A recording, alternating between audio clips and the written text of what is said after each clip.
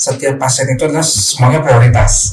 Tidak ada yang dibeda-bedakan. Dengan lapor ke tim LPSK, maka nanti tim LPSK akan membawakan surat pengantar dan memberikan buku hijau kepada si itu ya pasien ya. Dia takut untuk lapor ke polisian kali ya kalau seperti itu ya. Suaminya temperamen atau gimana sehingga terjadi kekerasan pada si ibu, dan mungkin anaknya juga jadi korban kekerasan dan juga terdampak juga.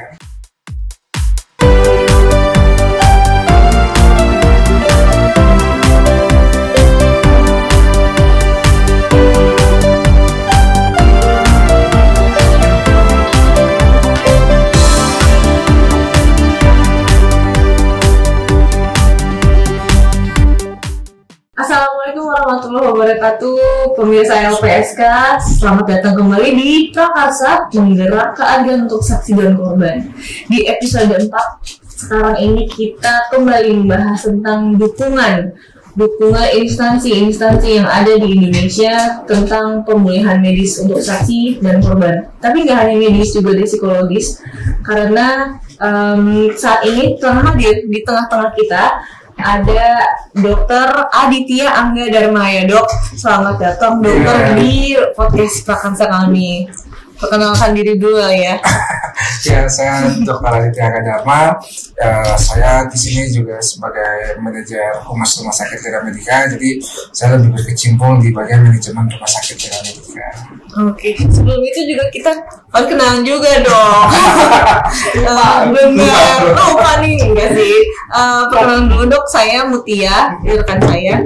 Saya Dila, kami dari tim humas LPSK juga. Dok, kita mungkin langsung aja nih ya dok ya. Nah, rumah sakit Lira Medica ini lokasinya di Karawang pemirsa. Jadi salah satu sebagai mitra LPSK, di mana juga pihak kedua untuk penyelenggara pelayanan untuk penyembuhan atau pemulihan medis dan psikologi sebagai saksi dan korban tindak pidana.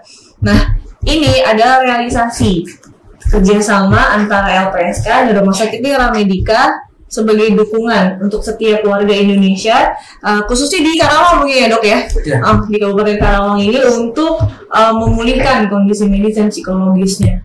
Nah, sebenarnya ada nggak sih dok layanan khusus atau misalnya karena dia adalah saksi dan korban, jadi ada prioritas layanan prioritas maksudnya di sini? Ya, jadi kalau dibilang layanan prioritas untuk saksi dan korban di Rumah Sakit Lira Medica, sebenarnya gimana mengacu dari akreditasi rumah sakit bahwa setiap pasien itu adalah semuanya prioritas, tidak ada yang dibeda-bedakan. Tapi untuk korban saksi dan korban ini otomatis kita harus ada perlakuan yang sedikit berbeda ya, karena dia mungkin sakitnya udah sakit fisik, tapi ada juga yang kena sakit mentalnya. Jadi prioritasnya mungkin kita harus lebih ekstra untuk dari sisi asesmen dari sisi medisnya seperti itu.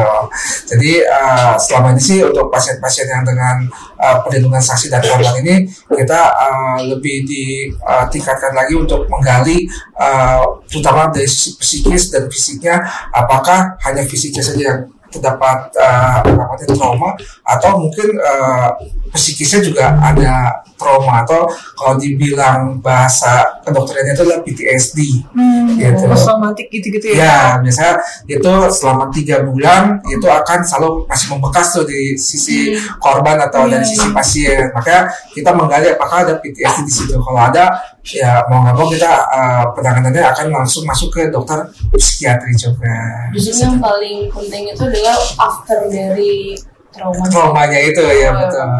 Karena kalau sakitnya itu adalah sakit fisik, mungkin bisa segera ditangani ya dari pemberian terapi tata laksana, obat-obatan. Tapi kan kalau dari sisi psikisnya otomatis kan harus ada treatment khusus, harus ada penanganan khusus, terutama untuk kembalikan kesehatan mentalnya seperti itu. Oke.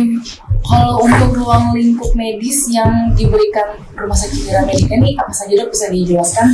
Ya, kebetulan Rumah Sakit Lira Medica itu adalah rumah sakit swasta tipe D dan satu-satunya mungkin rumah sakit tipe B swasta yang ada di Karawang. Di sini kita rumah sakit tipe Lira itu rumah sakit mungkin yang dibilang fasilitasnya paling lengkap ya. Dikatakan itu faktor dari rumah sakit tipe B-nya itu. Nah, kalau dari sisi fasilitas apa yang kita berikan, yang pastinya tergantung dari kondisi pasiennya yang datang ke rumah sakit Lira. Kalau emang pasiennya itu membutuhkan misal trauma, kecelakaan, dia butuh operasi, ya pasti kita akan menangani dari sisi operasi, pembedahan seperti itu. Tapi kalau emang dia dari sisinya adalah mentalnya, itu kita ada penanganan dari sisi psikisnya, psikiatrinya. Atau kalau kita rehabilitasi dari sisi fisik, kita ada namanya fisioterapi rehab medik, kita juga ada. Atau mungkin dari sisi jantung, paru, kita ada semua untuk penanganan itu. Dan kita juga di sini juga pasti mengedepankan adalah prioritas kesehatan bagi pasien. Berarti sudah memang mumpuni ya rumah sakit ini untuk melayani saksi dan korban tindak pidana. Betul. Apalagi udah kerjasama dengan LPSK, otomatis kita udah bisa menangani secara komprehensif keseluruhan untuk pasien-pasien yang menjadi saksi dan korban. Nah itu kan kita nih tadi cerita sedikit setelah kerjasama ya dok sama LPSK. Nah dulu nih cerita sebelum adanya kerjasama ya, ada nggak sih dok kayak tantangan atau kendala-kendalanya?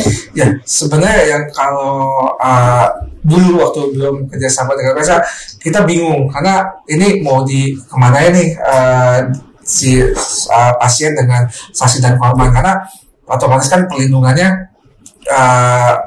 dia datang tanpa ada perlindungan dari mana-mana. Tapi dengan adanya sekarang perlindungan dari LPSK, kita untuk masalah kesehatannya, terutama kalau kita kan rumah sakit ngomong dari sisi kesehatan, kita bisa berkoordinasi dengan LPSK untuk mengembalikan atau memulihkan kesehatan pasien atau korban dari saksi dan korban ini gitu.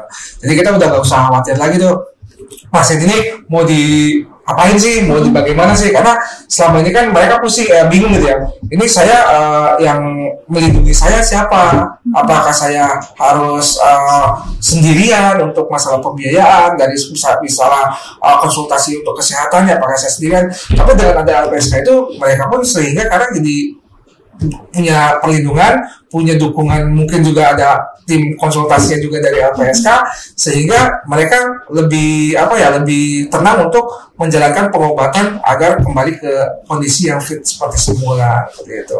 Nah dulu nggak ada tuh seperti itu, makanya kita juga dari rumah sakit bingung. Akhirnya kebanyakan korban-korban yang seperti itu akhirnya ya udah cuma berobat sekali. Habis itu nggak ada lagi. Ada pendampingan ya dok? Ya kalau pendampingan secara khusus dari kepolisian sih mungkin belum pernah ada. Tapi untuk konsultasi mungkin ke LPSK itu dia sebelum ke kita mungkin kan ada konsultasi terlebih dahulu ke tim LPSK ya. Tapi rumah sakit juga menyediakan fasilitas pendampingan khusus untuk di rumah sakit. Kalau memang ada pasien atau korban yang memang membutuhkan pendampingan khusus, kita menyediakan tim dari Humas dan bekerja sama juga dengan tim keamanan kita dan kepolisian juga untuk melakukan pendampingan seperti itu.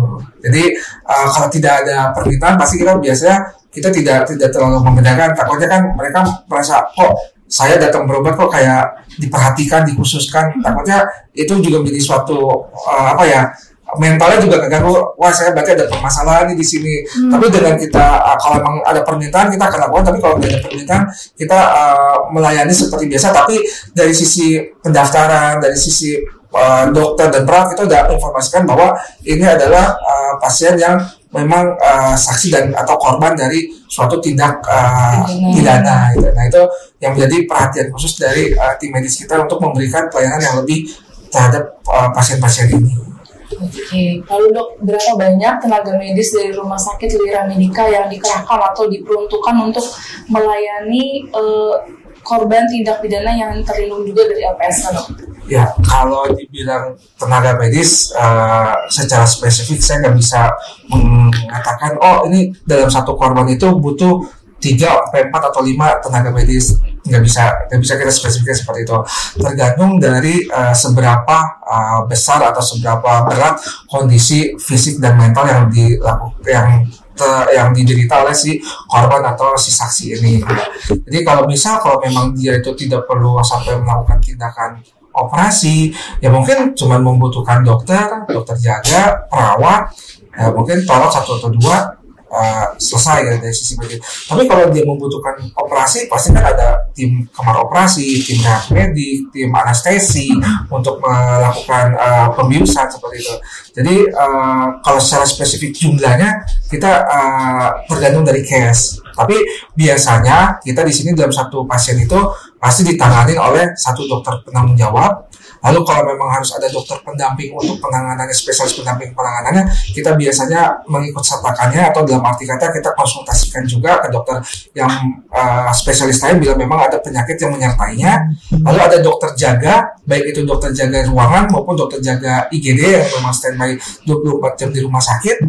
Lalu ada perawat, ya perawat juga itu perawat yang standby, perawat pun ada kepala ruangannya, dan ada memang yang khusus untuk menangani yang megang pasien itu. Jadi kalau dihitung-hitung bisa 5 sampai 7 tenaga medis dalam satu pasien ini. Dan pastinya tidak hanya itu juga, kalau memang harus ada pengambilan darah pasti ada orang laboratorium, ada kalau memang harus di fotoronsen ada orang radiologi, lalu kalau memang ada harus di fisioterapi ada tim terapeutik, dan ada apotekernya juga yang memberikan obat, yang mengedukasi untuk pemberian obatnya. Jadi kita di sini penanganannya terutama LIRA itu adalah komprehensif, dan penanganannya itu multidisiplin ilmu kesehatan gitu kan. Jadi nggak hanya dokter saja yang berperan di sini, tapi tenaga medis lain pun ikut serta dalam memberikan pelayanan kesehatan untuk pemulihan yang cepat dan balik lagi menjadi kembali sembuh lah segera. Tapi kalau dari sejak dijalin nih kerjasama dari tahun 2022 kan ya dok ya, sampai sekarang itu penanganan saksi dan atau korbannya ini ada ya nggak sih dok yang nih dia butuh operasi besar atau tindakan yang paling besar, yang paling serius gimana? Yang selama ini alhamdulillah kali ya, yang sampai yang besar-besar sih belum. Nah ini belumnya apakah dikarenakan memang tidak tahu bahwa sebenarnya untuk saksi dan korban ini bisa dilindungi loh dengan LPSK. Nah, karena selama ini di rumah sakit LIRA untuk yang berat banget sih belum ada. Cuman yang paling berat itu mungkin waktu itu adalah korban kekerasan sampai harus pelipis matanya itu harus di operasi yang ditangani gitu. Kalau enggak takutnya nanti organ matanya ada infeksi sehingga mengganggu dari sisi penglihatan. Nah itu sih yang paling berat ya, yang selama ini sampai harus masuk ke kamar operasi.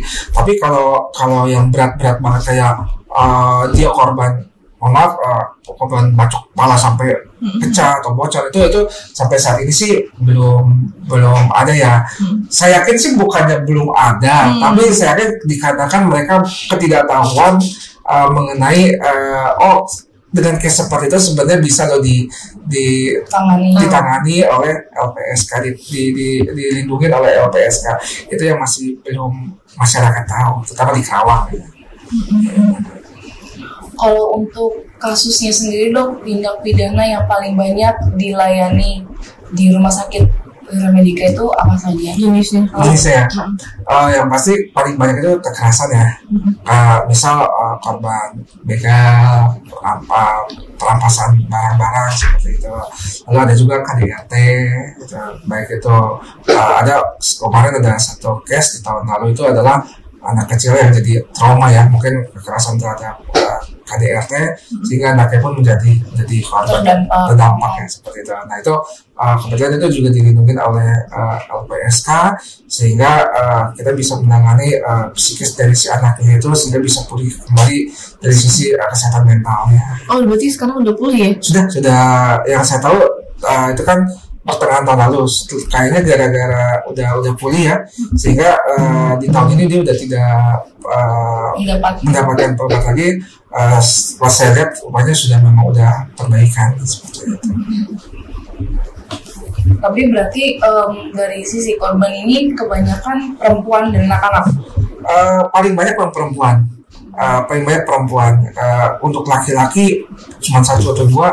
Untuk anak-anak masih sedikit. Nah itu ya balik lagi apakah karena ketidaktahuan atau memang sedikit sih kayaknya kalau korban kekerasan di Karawang ya dibilang banyak juga enggak, tapi dibilang sedikit juga enggak juga gitu. Tapi kalau dibandingkan dengan yang datang berobat dengan korban dan saksi korban itu masih lumayan masih jauh. dari yang kejadian gitu. Jadi mungkin karena memang ketidaktahuan dari masyarakat bahwa LPSK bisa menangani kasus-kasus seperti ini atau memberikan perlindungan terhadap saksi dan korban. Kalau anggaran khusus ada nggak sih dok yang dikhususkan untuk melayani pemulihan medis saksi korban? Kalau misalnya ini khusus untuk penelahan korban kekerasan seksual, misalnya kayak gitu-gitu. Kalau kita karena kita rumah sakit menangani dari sisi medis ya, mungkin kalau rumah sakit yang pemerintah bisa ada namanya kayak meneliti sehingga menjadi acuan biar kedepannya bagaimana itu mungkin akan ada anggaran. Tapi karena rumah sakit Lira ini adalah non pendidikan, masih non pendidikan, tidak ada tahapan untuk pembelajaran untuk meneliti, sehingga kita tidak ada anggaran khusus untuk masalah itu. Tapi kalau dari sisi pelayanan kita tidak ada membeda-bedakan atau kata oh ini pasien LPSK kita menganggarkan ini nggak ada. Jadi apa yang dibutuhkan oleh pasien yang diminta oleh pasien LPSK, selama itu kita bisa tanganin, selama itu kita bisa berikan pengobatan dan memberikan terapi yang tepat untuk pasien itu pasti kita berikan gitu. Jadi anggaran khusus kita tidak ada.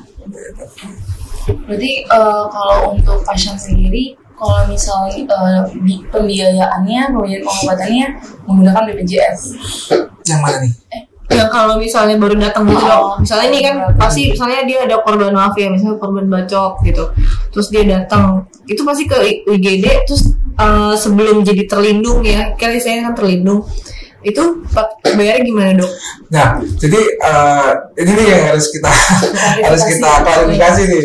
Jadi kita juga masih bingung nih di Rumah Sakit Lira untuk masalah penjaminan masalah itu, dikarenakan yang saya tahu bahwa alurnya pasien itu bisa dilindungi oleh LPSK adalah membawa surat pengantar ya, surat pengantar dari LPSK dan membawa buku hijau. Yang saya tahu seperti itu. Tapi makanya bila pasien-pasiennya itu yang korban bacok atau korban kekerasan, dia datang ke IGD kan itu pasti belum ada pengantar dari LPSK ya. Nah selama ini sih kita konfirmasi ya, kita selalu berkomunikasi juga dengan penjamin kayak BPJS Kesehatan atau jaminan daerah, yaitu dulu Karawang Sehat gitu. Nah itu kita selalu koordinasi. Kalau memang itu adalah warga Karawang, pasti kalau memang dia tidak punya penjaminan, dulu bisa ditangani dengan Karawang Sehat, Pemkesda. Terkait prosedur yang harus dipenuhi korban tindak pidana untuk mendapatkan layanan medis di Rumah Sakit Lira Medica ini apa aja dok? Ya, sebenarnya kalau dari sisi prosedur, kita prosedur tidak ada yang ribet atau tidak ada yang aneh-aneh. Selama itu pasiennya itu mengatakan bahwa dia adalah korban kekerasan dan dia adalah saksi dari suatu tindak pidana, maka kita meminta beliau itu untuk melapor kepada tim LPSK. Dengan melapor ke tim LPSK, maka nanti tim LPSK akan membawakan surat pengantar dan memberikan buku hijau kepada si itu pasien ya. Nah nanti akan diisi oleh dokter atau tim kesehatan dari Rumah Sakit Lira Medica. Nah selama itu memang sudah di cover, sebenarnya kita udah nggak usah repot-repot, itu langsung kita layani seperti itu. Dan untuk mendaftarnya pun bisa nggak usah mendaftar, tapi bisa melalui hotline di customer care kami itu atau tim humas kami dari Rumah Sakit Lira, bisa untuk minta untuk didampingi ataupun didaftarkan untuk saat berobat di Rumah Sakit Lira Medica. Jadi selama itu adalah bawa surat pengantar dan membawa buku hijau, atau mungkin bawa buku hijau saja, nanti kita konfirmasi ke LPSK, itu bisa ditangani dengan perlindungan dari LPSK. Jadi nggak aneh-aneh sih sebenarnya. Kalau tentang ini nih dok, harapan kedepannya selama menjalin kerjasama dengan LPSK, ini harapan dokter gimana? Dan secara khusus nih dok, pendapat dokter gimana tentang peran pendampingannya LPSK? Ya harapannya dengan adanya LPSK di tengah-tengah masyarakat, terutama di masyarakat Karawang, diharapkan ya masyarakat yang membutuhkan terutama perlindungan terhadap saksi dan korban bisa mendapatkan manfaat maksimal. Nah, mungkin yang masih belum itu adalah masyarakat bingung mau kalau emang dia jadi korban harus lapornya kemana sih. Nah, itu mungkin yang saya harapkan dengan adanya LPSK ini, LPSK bisa memberikan informasi kepada masyarakat sehingga masyarakat bisa mengetahui manfaat dari LPSK itu sendiri, sehingga ya amit-amit ya bukannya dengan adanya seperti itu jadi angka kekerasan, angka tindak pidana meningkat, tapi enggak, tapi kita harapkan dengan adanya LPSK ini korban dan saksi itu bisa dilindungi, bisa secara maksimal diberikan kesehatan, memberikan layanan kesehatan dan fisik juga, baik mentalnya juga bisa pulih kembali dengan dia nggak usah pusing, aduh saya ini siapa yang tanggung jawab, atau ini siapa sih yang akan melindungi saya. Dan dengan adanya LPSK saya harapkan mereka bisa jadinya lebih sembuh, nah lebih cepat sembuh ya. Dan harapannya juga kerjasama LPSK dengan Lira Medica bisa lebih baik lagi sehingga di Karawang bisa angka kesehatannya jadi lebih meningkat, dan LPSK pun dapat menjangkau seluruh kalangan masyarakat untuk bagi yang membutuhkan perlindungan bisa menjangkau seluruh kalangan lah, seperti itu. Rumah sakit Lira Medica sendiri kan sudah bekerja sama dengan LPSK 2 tahun ya dok, dari tahun 2022. Boleh nggak dok dibocorin sedikit udah berapa banyak korban yang dapat pelayanan di sini sejak bekerja sama dengan LPSK dan jenis tindak pidananya? Ya, kalau dari jumlah pasiennya itu udah puluhan ya, karena 2022, 2023 kalau digabungin udah puluhan, tapi kalau sampai ratusan sih belum. Hampir 50 ya dok? Ya, udah hampir lah gitu, mendekati 50. Tapi kalau dari sisi penyebabnya, yaitu tadi penyebab terbanyaknya adalah dari sisi tindak kekerasan ya, kekerasan begal segala macam, dan ada beberapa yang KDRT gitu. Nah, untuk penganiayaan gitu dok, penganiayaan. Kalau yang kayak misalnya maaf ya dok, geng motor gitu? Geng motor, saya di Karawang banyak kayak geng motor, tapi belum ada tuh. Mungkin karena dia takut untuk lapor ke polisian kali ya kalau seperti itu ya. Jadi karena dia karena itu kan komunitas hobi atau gimana yang melenceng, sehingga dia khawatir kayak kalau lapor ke polisi, sehingga masih jarang, dan kita belum pernah menangani yang sampai geng motor itu. Kalau kasus begal gitu dong? Begal itu biasanya misal lagi bawa motor pulang kerja atau berangkat kerja atau sedang kemana, tiba-tiba dijamret yang akhirnya dia ada luka. Yang itu yang operasi mata itu. Operasi mata itu yang tadi. Kalau dalam kendalanya nih dok, kendala untuk dalam pemberian layanan medis di rumah sakit ini apa dok? Kendalanya, kalau dilihat dari pengalaman waktu itu kita ada ya, yang tadi saya sampaikan bahwa ada anak yang korban kekerasan KDRT. Dia saat waktu kita menanganinya kan pasti dalam suatu kesehatan itu kita ada anamnesa menanyakan. Nah itu si anak ini sangat asik ya, mungkin karena memang mentalnya sedang trauma, sehingga sulit sekali untuk diajak kerjasama, atau ya anggapannya si anak ini tidak kooperatif untuk diberikan pelayanan kesehatan. Itu yang membuat kita berat untuk memberikan pemulihan dari sisi mentalnya. Tapi ya kita perlahan-lahan dengan pendekatan dengan dokternya juga dengan kesabaran, sehingga anak udah mulai terbuka, dan akhirnya kita tahu gitu apa yang dibutuhkan dari si anak itu. Gitu. Jadi itu yang paling susah waktu itu. Yang paling berkesan. Paling berkesan. Memang kalau misalnya soal anak itu lebih apa ya, lebih sulit ya dok, karena kan hati-hati juga karena mentalnya tuh udah terguncang dari itu anak paling dia dibilang kecil banget juga enggak ya, sekitar anak SD lah, sekitar umur 7-8 tahun. Di mana lagi sedang memproses ya masih pertumbuhan gitu, diguncang dengan kondisi yang seperti itu, kekerasan ya. Kalau ibunya juga pasiennya berarti dok? Ibunya juga pasiennya, karena ya baik lagi karena kekerasan mungkin saya nggak terlalu paham dari sisi case-nya, mungkin ya karena memang suaminya temperamen atau gimana sehingga terjadi kekerasan pada si ibu, dan mungkin anaknya juga jadi korban kekerasan dan terdampak juga secara fisik dan psikisnya. Psikisnya kena, ya fisiknya mungkin kayak rasa sakit, memar macam, tapi secara psikisnya kan lebih berat ya. Oke. Baik dok, tadi udah menjadi pertanyaan terakhir untuk dokter. Ya. Kita sudah di penghujung wawancara di episode 4 Prakasa bersama Dokter Aditya yang merupakan juga manajer humas Rumah Sakit Lira Medica Karawang. Rumah Sakit Lira Medica Karawang sendiri telah bekerja sama dengan LPSK sejak tahun 2022, jadi sudah 2 tahun ya dok, untuk melayani pelayanan medis korban tindak pidana Kabupaten Karawang. Terima kasih dokter atas waktunya. Terima kasih juga kepada Rumah Sakit Lira Medica yang sudah memberikan kesempatan kepada LPSK untuk berbincang tentang layanan medis untuk korban tindak pidana yang diberikan oleh rumah sakit. Semoga banyak warga-warga dari Kabupaten Karawang yang akhirnya sadar bahwa layanan medis atas tindak pidana itu perlu lakukan sesegera mungkin. Terima kasih, sampai jumpa di episode Prakasa selanjutnya. Nah.